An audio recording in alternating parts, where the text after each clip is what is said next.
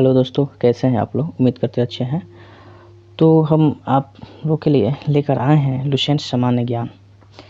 हम आप लोगों से ये कहना चाह रहे हैं कि आप लोगों ने बहुत जगह आप लोगों ने लुसेंट पढ़ा है, लुसेंट के बुक पढ़ लिए हैं, पर बात आपके खोपड़ी में नहीं रहता है। इस अधिकतर लोग भूल जाते हैं, पढ़ते हैं फिर भूल जाते हैं, पढ़ते हैं फिर भूल जाते हैं, और बहुत लोग जल्द ही भूल जाते हैं। तो हम कुछ ऐसे तरीके से आप लोगों के लिए हम यहाँ पर क्वेश्चन प्रस्तुत करेंगे ताकि आप क्वेश्चन भूलेंगे नहीं, और क्वेश्चन हम रिपीट करेंगे, है ना। क्वेश्चन को रिपीट करेंगे और आपका तैयारी बहुत बढ़िया से हो जाएगा। हम इस बुक में आप लोगों को बताने वाले हैं इतिहास, ठीक है। पहला इतिहास आपको बता दें कि ये 17वां संस्करण 2024 वाला बुक है। इसमें लुसेंट में हम एक एक करके पहले कवर करेंगे, आपको दिखा देते हैं। पहले कि आप देख सकते हैं सामान्य ज्ञान है, लुसेंट सामान्य ज्ञान। इसमें पृष्ठभूमि आपको हम बता देते हैं, ये विषय सूची है, ठीक है। देख सकते हैं यहाँ पर इतिहास, ठीक है ना। इतिहास की ये प्राचीन भारत पहले हम लोग देखेंगे, फिर उसके बाद मध्यकालीन भारत देखेंगे, उसके बाद आधुनिक भारत देखेंगे। यानी पहला हम लोग का काम है कि इस हिस्ट्री को हम लोग अच्छे से देखेंगे, और एक एक क्वेश्चन आपको हम बताने वाले हैं। हर एक क्वेश्चन, हर एक शब्द पर बात करेंगे, ठीक है। आप देख सकते हैं इसमें। तो चलिए आप धैर्य बनाए रखिएगा, और हम इसमें प्रयास करेंगे कि आप लोगों को बहुत ज़्यादा से ज़्यादा चीज़ें याद रहे और लंबे समय तक याद रहे, ठीक है। तो आइए हम पहले एक बार थोड़ा इस पैराग्राफ को पढ़कर आपको सुनाते हैं, ठीक है।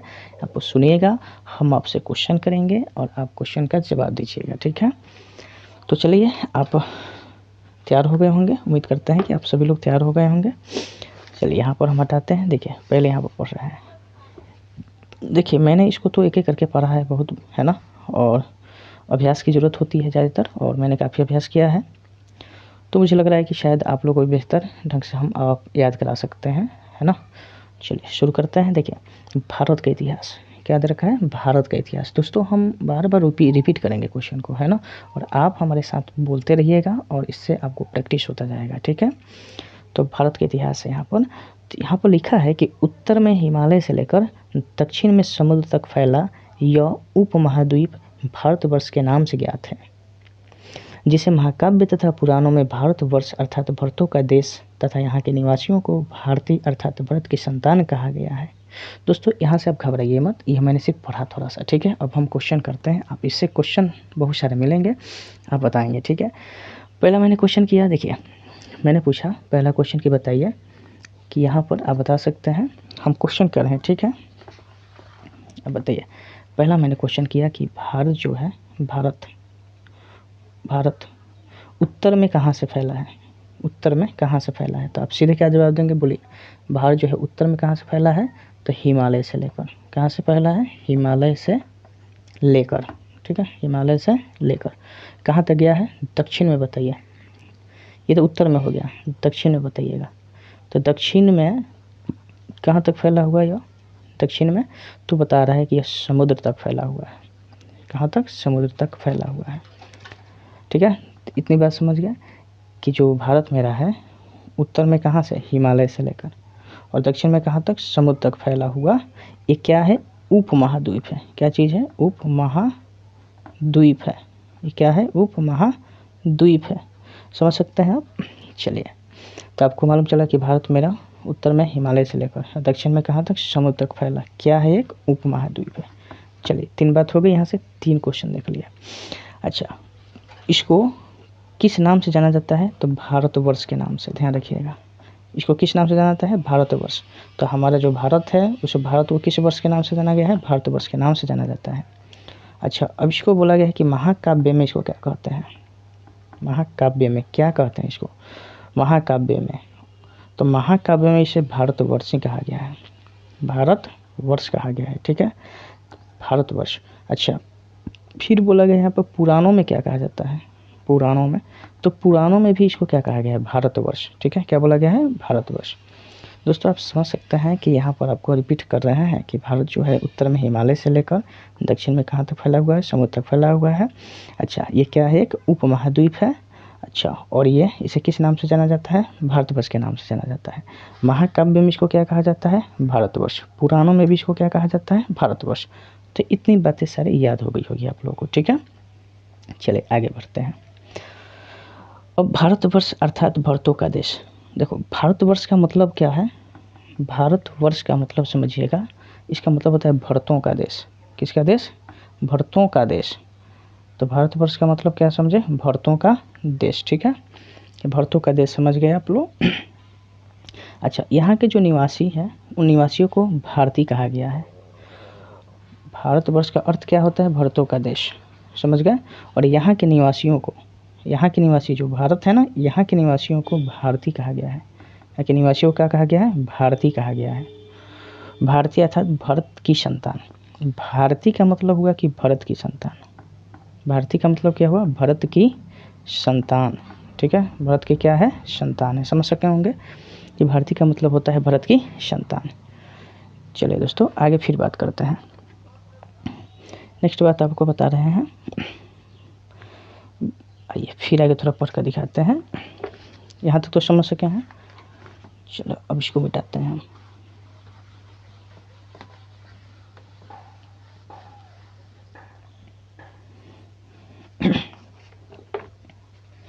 देखिए अब नेक्स्ट थोड़ा पढ़ते हैं आगे। फिर देखिए, आपने देखा उतने सारे क्वेश्चन। अब यहाँ से कह रहा है कि भरत एक प्राचीन कबीले, पढ़ रहे हैं दोस्तों, घबराना नहीं है। भरत एक प्राचीन कबीले यानी उत्तर पश्चिम में रहने वाले लोगों का एक समूह का नाम था। इसका उल्लेख ऋग्वेद में भी मिलता है। बाद में इसका प्रयोग देश के लिए होने लगा। प्राचीन भारतीय अपने देश को जम्बू द्वीप अर्थात जम्बू यानी जामुन वृक्षों का द्वीप कहते थे। ठीक है, प्राचीन ईरानी इसे सिंधु नदी के नाम से जोड़ते थे, जिसे वे सिंधु न कहकर हिंदू कहते थे। यही नाम फिर पूरे पश्चिम में फैल गया और पूरे देश को इसी नदी के नाम से जाना लगा। यूनानी इसे इंदे और अरब इसे हिंद कहते थे। मध्यकाल में इस देश को हिंदुस्तान कहा जाने लगा। यह शब्द भी फारसी शब्द हिंदू से बना है। यूनानी भाषा के इंदे के आधार पर अंग्रेज इसे इंडिया कहने लगे। ठीक है, अंग्रेज इसे क्या कहने लगे? इंडिया कहने लगे। आइए दोस्तों, यहाँ तक आपको समझाते हैं। चलिए यहाँ तक का प्रश्न समझिएगा, क्या क्या आएगा यहाँ पर प्रश्न। देखिए क्वेश्चन ये बन रहा है। पहला क्वेश्चन हम करने जा रहे हैं यहाँ पर, बताइएगा आप। फर्स्ट क्वेश्चन यहाँ पर होगा कि देखो, मैंने तो समझा रखा था कि उत्तर में कहाँ से कहाँ तक फैला है। तो उत्तर में हिमालय से लेकर दक्षिण में कहाँ तक फैला है? ये समुद्र तक फैला उपमहाद्वीप है, ये समझा दिए थे, जिसे भारतवर्ष के नाम से जाना जाता है। महाकाव्य में पुराण में इसे भारतवर्ष कहा गया है, अर्थात भरतों का देश कहा गया है। यहाँ के निवासियों को भारतीय अर्थात भरत की संतान कहा गया है। यहाँ तक समझ सकते हैं आप लोग। भरत एक प्राचीन कबीले। अब चलो, भरत का मतलब क्या है? भरत क्या है, इसका अर्थ समझेंगे। भरत एक प्राचीन कबीले का नाम था। भरत किसका नाम था? एक प्राचीन कबीले का नाम था। ये क्या है ना, कहाँ पाया जाता है, कहाँ ये रहने वाले लोग हैं? तो उत्तर पश्चिम जो है ना, कहाँ? उत्तर पश्चिम। तो उत्तर पश्चिम में रहने वाले ये लोगों का एक समूह है। उत्तर पश्चिम में रहने वाले लोगों का क्या है ना, समूह। तो देखो, भरत का मतलब क्या समझिएगा। भरत प्राचीन समय जो था, उस समय भरत का अर्थ था एक प्राचीन कबीला हुआ करता था। ठीक है, कबीला था, उसमें उत्तर पश्चिम में रहने वाले लोगों का एक समूह को बताता है ना, समूह को बताता है। समझ गए होंगे, इसका नाम था। ठीक है, इसका उल्लेख पूछा जाए कि इसका उल्लेख कहाँ मिलता है, इसका उल्लेख कहाँ मिलता है, तो ये भरत जो है, इसका उल्लेख कहाँ मिलता है? तो आप बताएंगे ऋग्वेद में। कहाँ मिलता है? ऋग्वेद में मिलता है। इसका उल्लेख कहाँ मिलता है? ऋग्वेद में मिलता है। बाद में इसका प्रयोग पूरे देश के लिए होने लगा और पूरे जैसे समय जैसे बीतता गया और इसका प्रयोग पूरे भारत में, पूरे देश में होने लगा। ठीक है, पूरे देश में होने लगा। प्राचीन भारतीय अपने देश को, देखो जो प्राचीन भारतीय थे, प्राचीन भारतीय की बात कर रहे हैं, वो अपने देश को क्या कहते थे? जो हमारा प्राचीन भारतीय थे वो अपने देश को क्या कहते थे? तो अपने देश को वो लोग जम्बू द्वीप बोलते थे। क्या बोलते थे? जम्बू द्वीप। जम्बू द्वीप। अब इसका अर्थ समझिएगा, अर्थात जम्बू द्वीप का मतलब क्या होता है? अर्थात जम्बू का मतलब होता है जामुन। जम्बू का मतलब क्या होता है? जामुन। तो जामुन के वृक्ष यानी जामुन वृक्षों का द्वीप कहते थे लोग। ठीक है, तो प्राचीन जो भारतीय थे, पूछा जाए प्राचीन भारतीय भारत को किस नाम से जानते थे, क्या कहते थे लोग? तो जम्बू द्वीप बोलते थे लोग। जम्बू द्वीप में जम्बू का क्या अर्थ होता है? तो जामुन होता है। समझ गए होंगे, जम्बू का अर्थ क्या होता है? जामुन होता है, यानी वो वृक्षों का द्वीप कहते थे। ठीक है, अच्छा प्राचीन। अब ईरानी से क्या कहते थे, चलिए समझते हैं। ईरानी से क्या कहते थे? ठीक है, ईरानी इसे सिंधु नदी के नाम से जोड़ते थे। ध्यान रखना, ईरानी से किस नदी के नाम से जोड़ते थे? सिंधु नदी के नाम से जोड़ते थे, जिसे वे सिंधु न कहकर वे हिंदू कहते थे। सिंधु न कहकर क्या बोलते थे? ये हिंदू बोलते थे। ठीक है, हिंदू। याद रखना कि सिंधु शब्द का प्रयोग किसने किया था? ईरानी। सिंधु नदी से जोड़ा था, सिंधु शब्द का प्रयोग नहीं, सिंधु नदी से ईरानियों ने ये भारत को क्या किया था? नाम जोड़ा गया था। ठीक है, नाम जोड़ा था। लो फिर लेकिन ये हुआ क्या कि ईरानी सिंधु न कहकर उसे क्या कहने लगे थे? लोग हिंदू कहते थे। ठीक है, हिंदू कहते थे। यही नाम फिर, ये जो नाम हुआ, ये हिंदू जो नाम है, यही नाम फिर पूरे पश्चिमी जो इलाका है ना, पूरे पश्चिम में फैल गया। ठीक है, पूरे पश्चिम में क्या हो चुका? फैल गया। और इसे फैल गया और पूरे देश को इसी नदी के नाम से जाने लगा। और पूरे देश को, जितने भी देश हमारा जो है ना भारत, उस पूरे भारत को इसी नदी के नाम से जाने लगा। ईरानी इसे सिंधु कहते थे, पर सिंधु ना कहकर हिंदू कहने लगे, और हिंदू के ही नाम से पूरे देश को जाने लगा। ठीक है, यूनानी इसे इंदे। अब आइए ईरानी के बाद यूनानी इसे क्या कहे? यूनानी इसे इंदे कहे। क्या बोले? इंदे। ठीक है, यूनानी इसे इंदे और अरब इसे हिंद कहते थे। तो देखो, ईरानी सिंधु ना कह के हिंदू कहे, यूनानी इसे इंदी कहे। अरब जो थे ना, अरब वाले लोग, अरब इसे क्या कहते थे? हिंद कहते थे। अरब इसे हिंद कहते थे। ध्यान रखना दोस्तों, अरब इसे क्या कहते थे? हिंद कहते थे। याद हो गया, अरब हिंद कहते थे, ईरानी इसे हिंदू कहते थे सिंधु ना कहकर, और यूनानी इसे इंदे कहते थे। जैसे जैसे समय बीतता गया, मध्यकाल में आया, तो मध्यकाल में इस देश को हिंदुस्तान कहा जाने लगा। मध्यकाल जैसे हुआ तो मध्यकाल में इस देश को हिंदुस्तान कहा जाने लगा। हिंदुस्तान कहा जाने लगा। ठीक है, मध्यकाल में इसे क्या कहा जाने लगा? हिंदुस्तान कहा जाने लगा। यह शब्द भी फारसी शब्द हिंदू से बना है। जो हिंदुस्तान है, पूछा हिंदुस्तान किस शब्द से बना है? तो फारसी शब्द। ठीक है, फारसी शब्द हिंदू से बना है। फारसी शब्द किससे बना है? हिंदू से। तो पूछा जाए कि हिंदुस्तान किससे बना है? दोस्तों देखिए, नीचे हो गया, थोड़ा सा माफ़ करिएगा, यहाँ पर लिख देते हैं। फारसी शब्द हिंदू से क्या बना है? हिंदुस्तान बना है। ठीक है, हिंदू से क्या बना है? हिंदुस्तान। समझ गए होंगे। चलिए, बना है। यूनानी भाषा के इंदे के आधार पर, जैसे यूनानी भाषा हुआ, यूनानी भाषा के इसका जो लैंग्वेज था ना, इस भाषा के आधार पर अंग्रेज इसे इंडिया कहने लगे। अंग्रेज इसे क्या कहने लगे? अंग्रेज इसे इंडिया कहने लगे। तो आप समझ गए होंगे कि कौन क्या कहना। फिर से एक बार रिपीट कर देते हैं दोस्तों, ध्यान रखना कि हमारा जो भारत देश है, भारत देश को ईरानी ने क्या कहा? तो पहले सिंधु वो लोग कहते थे, पर सिंधु ना कह के हिंदू कहने लगे लोग। ठीक है, सिंधु नदी से वो लोग जोड़ा था, लेकिन सिंधु ना कह के हिंदू कहे। फिर इसमें यूनानी जो है, यूनानी से इंदे कहे, अरब क्या कहे? हिंद कहे। पर जैसे जैसे समय बीतता गया, मध्यकाल हुआ, तो मध्यकाल में इसे हिंदुस्तान कहा जाने लगा। हिंदुस्तान एक फारसी शब्द हिंदू से बना है। अंग्रेजी से क्या करते हैं? यूनानी भाषा के आधार पर अंग्रेजी से इंडिया कहने लगे। ठीक है, समझ गए होंगे। चलिए दोस्तों, तो यहाँ तक आपको मैंने समझा रखा। फिर चलिए आगे बात करते हैं, तब फिर आपको दिखाते हैं। इसको मिटा देते हैं थोड़ा।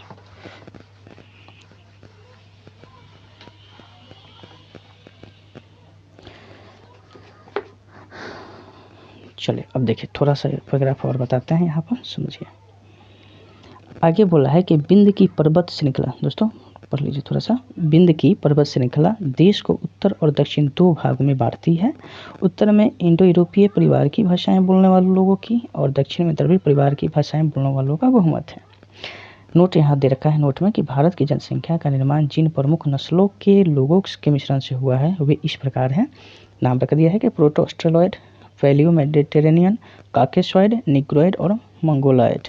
ठीक है, ये दे रखा है। अब फिर कहता है कि भारतीय इतिहास को अध्ययन की सुविधा के लिए 3 भागों में बांटा गया है: प्राचीन भारत, मध्यकालीन भारत एवं आधुनिक भारत। ठीक है, चलिए नोट में यहाँ दे रखा है कि सबसे पहले इतिहास को 3 भागों में बांटने का श्रेय जर्मन इतिहासकार क्रिस्टोफ सेलियरस है ना को है, जो कि यहाँ 1638 से 1707 AD को है। ये आपको मैंने बता रखा है। ठीक है दोस्तों, इतना आपको मैंने समझा। चलिए क्वेश्चन कैसे बनता है दिखाते हैं आपको। चलिए थोड़ा क्वेश्चन समझिएगा, इसको हम मिटाते हैं। माफ़ करिएगा, थोड़ा सा मेरे पास सुविधा की कमी है, और हम प्रयास करें कि आप लोग अच्छा से समझे। देखें, यहाँ पर आपको हम बता दें कि सीधे क्या कर रहे हैं कि विंध्य की पर्वत श्रृंखला जो हमारा भारत देश है दोस्तों, बताते हैं। पूछा था कि भारत देश को 2 हिस्सों में कौन सा पर्वत बांटता है। ठीक है, कौन सा पर्वत है, पर्वत श्रृंखला है जो 2 हिस्सों में बांटता है भारत को। तो सीधे जवाब देंगे विंध्य की पर्वत। किसकी पर्वत? विंध्य की पर्वत, विंध्य की पर्वत श्रृंखला, विंध्य की पर्वत श्रृंखला। समझ गए होंगे कि हमारे जो भारत देश है, पूरे भारत देश को 2 भागों में बांटने का जो काम करता है वो कौन से पर्वत कर रहा है? विंध्य की पर्वत श्रृंखला। ठीक है, समझ गए होंगे। चलिए नेक्स्ट प्रश्न का जवाब दीजिएगा। अब कौन कौन है? तो देखो, हमारा ये तो भारत है। भारत का नक्शा हम तो नहीं बना रहे हैं, थोड़ा सा समझ सकते हैं आप लोग दोस्तों। यहाँ पर हम थोड़ा सा हल्का सा रफ एक आइडिया दे देते हैं। यहाँ देखिए, ये जो मेरा भारत है, तो यहाँ से जो बाटा है विंध्य की पर्वत है यहाँ पर। ठीक है, पर्वत श्रृंखला। तो ऊपर वाला भाग उत्तरी भारत और नीचे वाला दक्षिण भारत की बात करता है। ठीक है, ये दक्षिण भारत है। ये उत्तर वाला भाग हिस्सा है और ये दक्षिण वाला है। ये 2 भाग में बांटता है विंध्य की पर्वत श्रृंखला। ठीक है, ये समझ गए होंगे। अब अगला क्वेश्चन कि उत्तर में इंडो यूरोपीय परिवार की भाषाएं, इधर जितने भी होते हैं यूरोपीय परिवार के, किस परिवार के? यूरोपीय परिवार की भाषाएं हैं। ठीक है, तो पूछा जाएगा कि उत्तर भारत में, बताइएगा उत्तर भारत में किस परिवार की भाषाएं बोली जाती है अधिकतर? तो यूरोपीय परिवार की भाषाएं बोली जाती है। ठीक है, इन लोगों की संख्या इधर ज़्यादा है। और दक्षिण में द्रविड़ परिवार की, ये जो दक्षिण वाला है ना, इसमें द्रविड़ परिवार की, ठीक है, द्रविड़ परिवार की तो ज़्यादा इधर नीचे देखेंगे दक्षिण में ये जितने भी देखने को मिलते हैं ये सब द्रविड़ परिवार की बोलने वाली भाषाएं की संख्या यहाँ क्या है ना, ज़्यादा है। भाषाओं की संख्या ज़्यादा नहीं है, तो यहाँ लोगों की संख्या ज़्यादा है द्रविड़ बोलने वाले। ठीक है, तो इधर दक्षिण में द्रविड़ और उत्तर में क्या है? यूरोपीय परिवार की। ठीक है, चलिए अब कहता है यहाँ पर थोड़ा सा समझेंगे। क्या बोला है कि भारत, अगला क्वेश्चन बताइए, भारत की जनसंख्या का निर्माण, जो हमारा भारत देश है इसमें बहुत सारे जनसंख्या हुए हैं ना, तो जनसंख्या का निर्माण हुआ है तो उसमें जो लोग हैं उस लोगों की नस्ल कौन कौन से हैं, ये बात किया है कि किन किन नस्लों का मिश्रण से हुआ है। तो इसमें नस्ल का मिश्रण बताया है। नस्ल का क्या बताया है? मिश्रण। और इसमें देखिएगा आपको क्या क्या दे रखा है, ये लुसेंट आपको दिया है। पहला जो मिश्रण है प्रोटो ऑस्ट्रेलॉइड दिया है। क्या है? प्रोटोला का नाम प्रोटो ऑस्ट्रेलॉइड, ऑस्ट्रेलॉइड। ठीक है, पहला है प्रोटो ऑस्ट्रेलॉइड। दूसरा है पैलियो मेडिटेरेनियन, पैलियो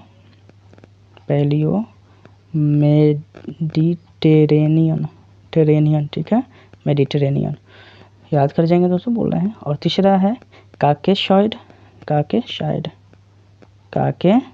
चूँकि आप लोग बुक रखे भी होंगे है ना, फिर भी हम बोल रहे हैं ताकि आपको समझ आ जाए, आप आराम से ईयरफोन लगाकर आप सुन सकते हैं। ठीक है, और खूब बढ़िया से याद होगा क्योंकि मैंने बहुत बार रिपीट किया इसको। तो काकेशॉइड हो गया। उसके बाद नीग्रोइड है, नीग्रोइड और मंगोलाइड, इधर लिख देते हैं दोस्तों मंगोलाइड। ठीक है, मंगोलाइड। तो आपने देखा कि जो हमारे भारत देश में लोग हैं और लोगों के कौन कौन से मिश्रण हैं यहाँ पर बताया गया है।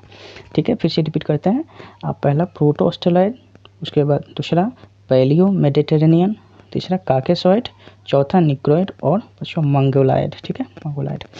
इतने सारे हैं। अब भैया आपको क्या कह रहा है, बोला है कि भारतीय इतिहास को, अब पूछा जाएगा अगला क्वेश्चन कि हमारा जो भारतीय इतिहास है अध्ययन के दृष्टिकोण से कितने भाग में बांटा गया है। तो जवाब देंगे 3 भागों में। हमारा जो भारतीय इतिहास है इसको अध्ययन के दृष्टिकोण से कितने भागों में बांटा गया है? 3 भागों में बांटा गया है।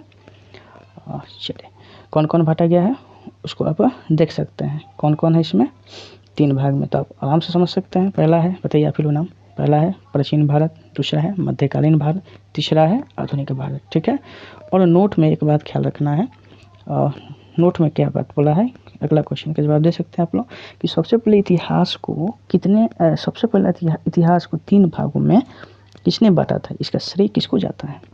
तो इसका श्रेय आप बता सकते हैं, बोलिए आप लोग खुद बताइए, कमेंट में बताइए तो किसका श्रेय जाता है।